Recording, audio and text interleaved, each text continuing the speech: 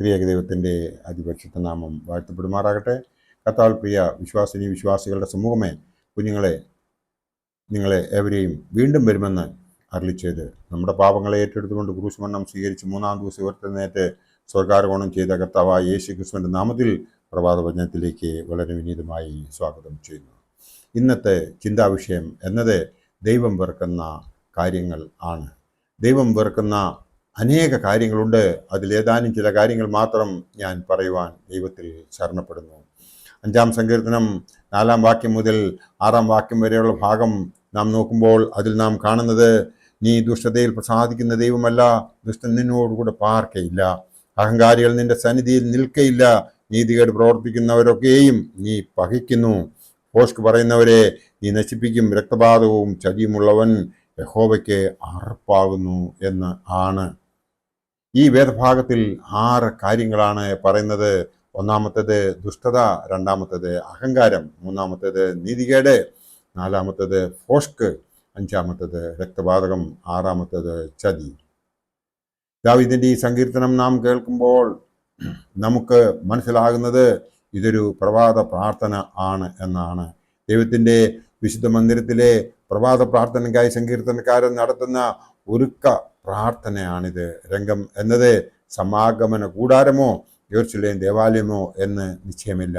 ഈ സങ്കീർത്തനത്തിൽ 4 മുതൽ 6 വരെയുള്ള വാക്യങ്ങൾ നോക്കുമ്പോൾ 6 കാര്യങ്ങളാണ് നമുക്ക് കാണുവാൻ സാധിക്കുന്നത്. ഒന്നാമത്തേത് എന്ന് പറയുന്നത് ദുഷ്ടത ആണ്, വിക്കഡ്നസ്. ഒരു ആത്മീയ മനുഷ്യനുമായി പൊരുത്തപ്പെടാത്ത കാര്യമാണിത്. അത് ദൈവം വെറുക്കുന്നു എന്ന് നമുക്ക് എവർക്കും അറിയാം. രണ്ടാമത്തേത് അഹങ്കാരം. സ്വന്തം കഴിവിലും നേട്ടത്തിലും ആശ്രയിക്കുന്നവരും പ്രശംസിക്കുന്നവരും ആണ് ഈ കൂട്ടത്തിൽ പെടുന്നവർ. അവർ ദൈവത്തെ കൂടാതെ തങ്ങളുടെ കാര്യങ്ങൾ നടപ്പാക്കാമെന്ന് വ്യാമോഹിക്കുന്നു. എന്നാൽ അനുഭവം ഉള്ളവർ ദോഷങ്ങൾ സംഭവിച്ചു കഴിയുമ്പോൾ ഞാൻ ദൈവത്തിൽ ശരണപ്പെടാതെ ജീവിക്കാൻ സാധിക്കില്ല എന്ന് മനസ്സിലാക്കുന്നവർ, അവർക്ക് തോൽവി സംഭവിച്ചതിന് ശേഷം തിരികെ ദൈവത്തിലേക്ക് വരുന്നതും നമ്മുടെ ജീവിതത്തിൽ നമുക്ക് കാണുവാൻ സാധിക്കുന്നുണ്ട്. മൂന്നാമത്തേത് നീതികേട്. അന്യായം ചെയ്യുന്നവനും അനീതി പ്രവർത്തിക്കുന്നവനും ദൈവം മുമ്പാകെ നിൽക്കുവാൻ സാധിക്കില്ല. കാരണം ദൈവം നീതിമാനും നീതി മാത്രം പ്രവർത്തിക്കുന്നവനുമാണ്. നാലാമത്തേത് ഭോഷ്ക്. വ്യാജം സംസാരിക്കുന്നവർ ഭോഷ്കും വ്യാജവും തങ്ങളുടെ സ്വഭാവമായി മാറ്റിയവരുണ്ട്. അവർ സ്വന്തം കുടുംബാംഗങ്ങളോട് പോലും വ്യാജം പറയുന്നു. അഞ്ചാമത്തേത് രക്തപാതകമാണ്. വൈരാഗ്യം പുലർത്തി പ്രതികാരം ചെയ്യുന്നവർ, അവരോട് ദൈവം ഒരിക്കലും ക്ഷമിക്കുകയില്ല. ദാവീദ് രാജാവ് പ്രാർത്ഥിക്കുന്നത് നോക്കാം. 51-ാം സങ്കീർത്തനം 14-ാം വാക്യത്തിൽ പറയുന്നത്, രക്തപാതകത്തിൽ നിന്ന് എന്നെ വിടുവിക്കണമേ എന്നാണ്. ആറാമത്തേത് ചതി ആണ്. ചതിയന്മാർ സ്വാർത്ഥ ലാഭത്തിനു വേണ്ടി എന്തും ചെയ്യുന്നവരാണ്. പിശാചിൻ്റെ ഏറ്റവും വലിയ ആയുധം ചതി തന്നെ ആണ് എന്നത് നമുക്ക് എവർക്കും അറിയാം. പിശാചിൻ്റെ തന്ത്രങ്ങളോട് എതിർത്ത് നിൽപ്പാൻ കഴിയേണ്ടതിന് ദൈവത്തിൻ്റെ സർവായുധവും ധരിച്ചു കൊള്ളുക എന്ന് പൗലോസ് എഫേസ്യരോട് പറഞ്ഞത് നമ്മൾ വായിച്ചിട്ടുണ്ടല്ലോ. അതുപോലെ നാം കണ്ടതായ 6 വൈകൃതങ്ങൾ ഉള്ളവർക്ക് ദൈവാലയത്തിൽ ആത്മാർത്ഥതയോടും സത്യസന്ധതയോടും ആരാധിക്കുവാൻ സാധിക്കുകയില്ല. പാപികളുടെ പ്രാർത്ഥന ദൈവം കേൾക്കുന്നില്ല. ദൈവഭക്തനായിരുന്ന് അവൻ്റെ ഇഷ്ടം ചെയ്യുന്നവൻ്റെ പ്രാർത്ഥന കേൾക്കുന്നു എന്നും നാം അറിയുന്നു എന്ന് യോഹന്നാൻ ശ്ലീഹായുടെ രക്ഷാസുവിശേഷത്തിൽ നമുക്ക് വായിക്കുവാൻ സാധിക്കും.